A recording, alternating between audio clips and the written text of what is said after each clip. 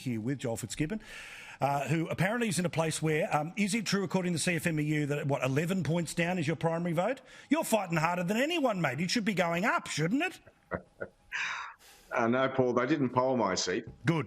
There was a poll in my seat sometime last year, but it was the seats of Patterson and Shortland, also within the Hunter region. And, of course, that's credible polling undertaken by a credible polling company. It might not be entirely accurate, but there's a message in it for the Labor Party, and anyone who doesn't take note of it would be, I think, foolish.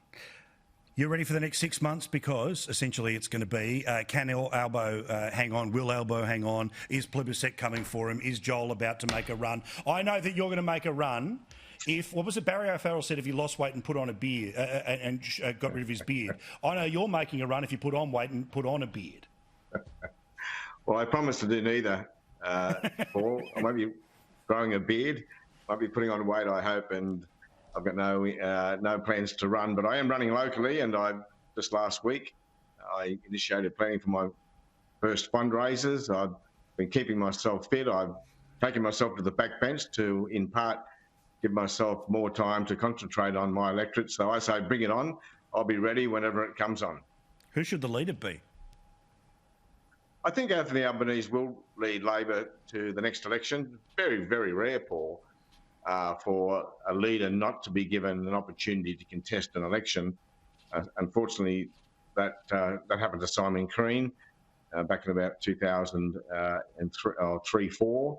But I think I'm not sure you'd find another example in history. Bill Hayden took Labor to an election. I don't think you'd find another example when a Labor leader hasn't been given an opportunity to sell himself or herself to the electorate. So I think Albanese still has time to improve the party's position. I certainly hope so, because from my perspective, James and Matt might disagree, of course, but from my perspective, this is not a great government.